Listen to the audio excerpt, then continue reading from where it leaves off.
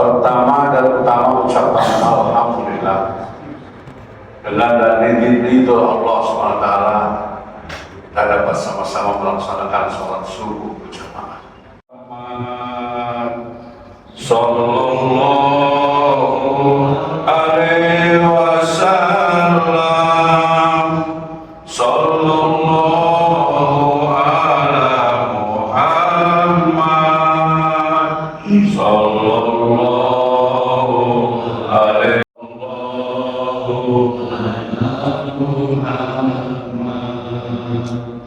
Sallallahu alaihi wasallam. Sallallahu.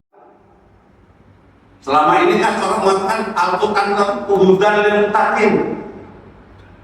Rupanya kalimat Al-Quran hudan lil muttaqin enggak ada. Kalau Alkitab ada. Dari Alkitabu la raiba fi hudan lil muttaqin. Tapi enggak ada dari Al-Quran hudan lil muttaqin. Adanya Quran hudan linnas. Syahrul Ramadan alladzi unzila fihi al-Quran hudan linnas. Kenapa kalimatnya ada hudan linnas bukan hudan lil muttaqin? Rupanya ibu bapak yang saya hormati, dengan orang-orang yang non-muslim yang muttaqin, dia bisa mendapat petunjuk dari Al-Quran. Ya, sekarang kan banyak ditemukan para ahli, para ilmuwan yang bisa mendapatkan Al-Quran, mendapat hidayah.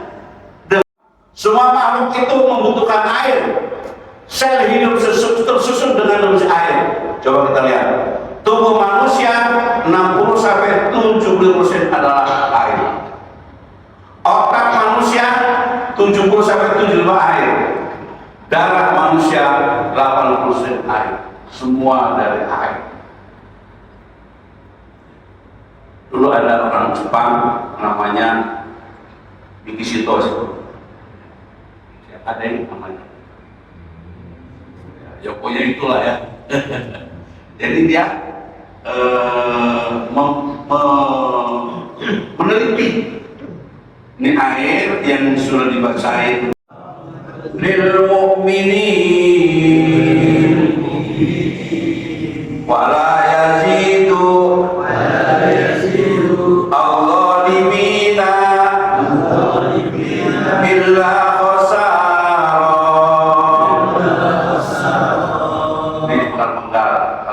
jangan kita nanti. Wa nunazzilu minal Qur'ani ma huwa shifaa'un wa rahmatun lil mu'minin wa la yazidul zalimina illa khasara. Wa nunazzilu minal Qur'an, dan aku turunkan dari Al-Quran ma huwa shifaa'un, tidak lain sebagai sifat, sebagai obat, sebagai obat-obat apa?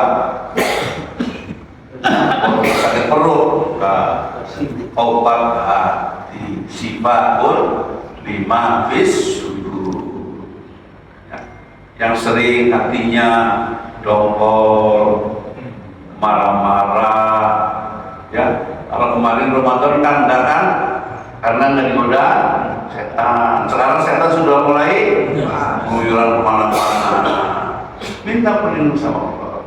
Ya. Pegang dadanya, bacakan Al-Nasrah, laka sodroka, wa wadana anka bisrokal ladhi angkol.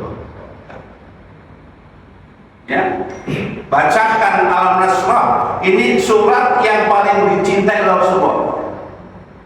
Rasulullah itu cinta, pertama surat yang paling senang adalah Wadduha, yang kedua Al-Nasrah. Al-Nasrah dimulai jarang. Fa innahu ya'ti yaumal qiyamah syafi'an li ashab. Baca Al-Quran, karena Al-Quran nanti akan datang memberikan pertolongan kepada ashabi, ya, kepada ashabi. Ashabi itu siapa? Bukan dikori, bukan hanya sekedar yang membaca, ya, yang mendengarkan saja berpahala. Makanya kalau orang baca Al-Quran, ansitu wasma'u, dengarkan. Mendengarkan baca Al-Quran dapat pahala. Memberikan fasilitas untuk baca Quran dapat pahala. Ya. Memberikan sarana prasarana untuk baca Al-Quran dapat pahala. Dan itu akan memberikan syafaat kepada kita. Cuma ada yang sangat luar biasa. Nanti salahnya sempurna kita. Ya. Banyak di antara orang yang bisa baca tapi nggak sempat.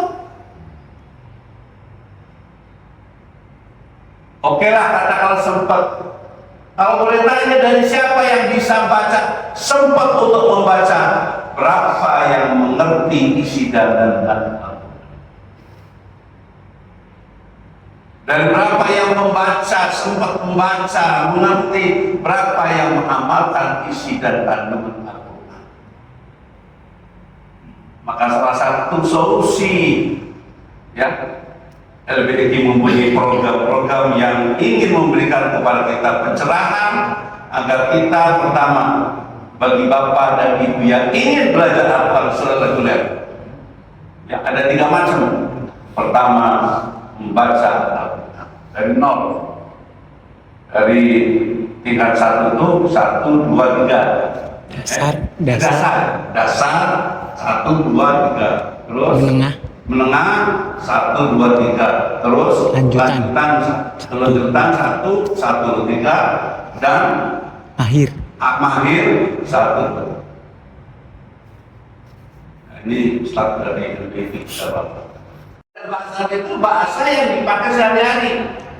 Orang yang mau umroh, mau kemana, ya, belajar bahasa Arab, man anta, min aina anta, dan sebagainya, itu yang diajarkan. Yang ketiga, program pengajaran bahasa Arab Qur'ani.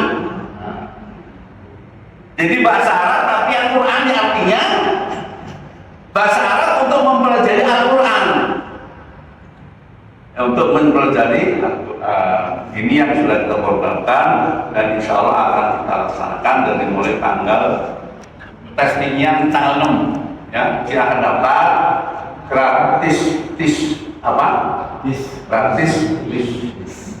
tanggal 6 kita bayar, kita daftar, tanggal 20 kita testing, 21 testing Al-Quran, 21 testing tentang.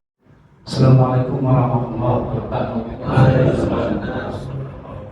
Ada 10 pertanyaan bagi, tapi nanti karena waktunya tak cukup, jadi 2 pertanyaan. Yang pertama, alhamdulillah dengan program LBDI mudah-mudahan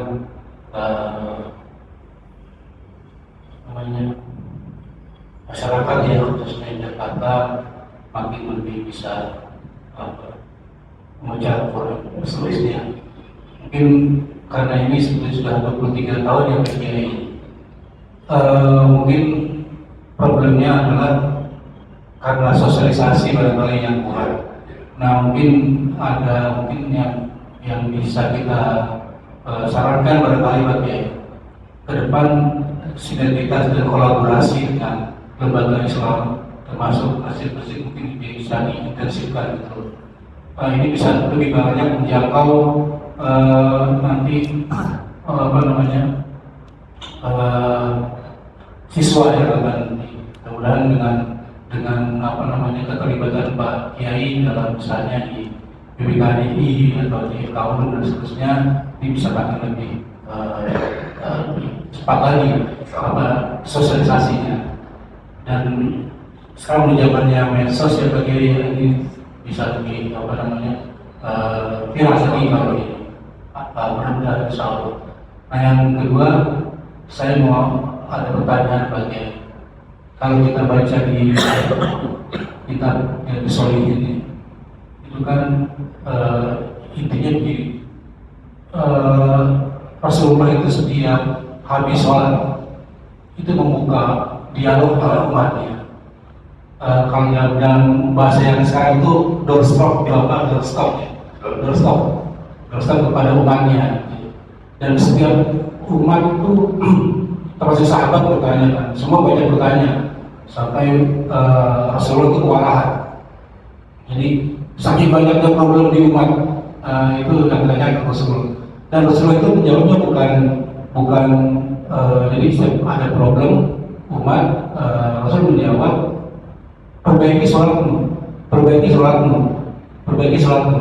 tidak perbaiki bacaan doamu. Ini saya mau tanya apa maknanya itu Pak Ustaz? Nah yang ketiga nih Pak Ustaz, luar biasa. Asisten. Oke, mumpung Pak Kiai yang sekarang ini sudah dekat dengan kekuasaan nih, kan lagi sudah dengan Pak Gubernur ya. Sodri wa yassirli amri wahlul uqdatan min lisani. Itu Nabi Musa minta sama Allah. Tapi kalau Nabi Muhammad ngomong, bukakan hatimu. Wa wada'na anka wisrak alladzi anqadha dhahrak. Yang terakhir, fa inna ma'al usri yusra, inna ma'al usri yusra. Ini sangat penting. Ya. Anak-anak kita kadang-kadang badar, halo, cucu-cucu kita pegang, taruh di pangkuan, bacain Al-Quran, ya, sambil kepalanya itu sakit, doa, Allahumma faqihhu din wa alimhu ta'wil. Kalau laki-laki, kalau perempuan, Allahumma faqihha din wa alim hatta. Surat yang Nabi paling dekat apa tuh? Paling tidak senang dengerin surat Al-Lahab. Surat Al-Lahab menceritakan tentang pamannya yang sungguh luar biasa sadisnya. Dia kalau ada orang baca itu menghilang karena benar tidak senang. Ya. Tapi Lahab itu walaupun dia selamanya di neraka, tapi setiap hari Senin dia diangkat. Ya. Abu Lahab itu ditentukan oleh Allah hidupnya di neraka. Tabbat yada abi lahabi wa tab ma'ahna anhu malu wa ma'asab. Saya selana rendahkan. Dia pasti dimasukkan ke dalam neraka. Tapi setiap hari Senin diangkat. Kenapa? Karena beliau pernah bersenang bahagia ketika Nabi Muhammad lahir. Orang yang senang Nabi Muhammad lahir dengan maulid itu lahir Nabi. Itu walaupun sudah dicap neraka, diangkat juga. Kalau kita kan alhamdulillah ya hadis berselawatan alhamdulillah. Yang kedua warahmah. Al-Quran warahmatan lil mu'minin, sebagai obat, sebagai rahmat. Ya kita pernah dengar bagaimana seorang yang sangat sadis sebelum masuk Islam yang bernama Umar Ibnu Khattab.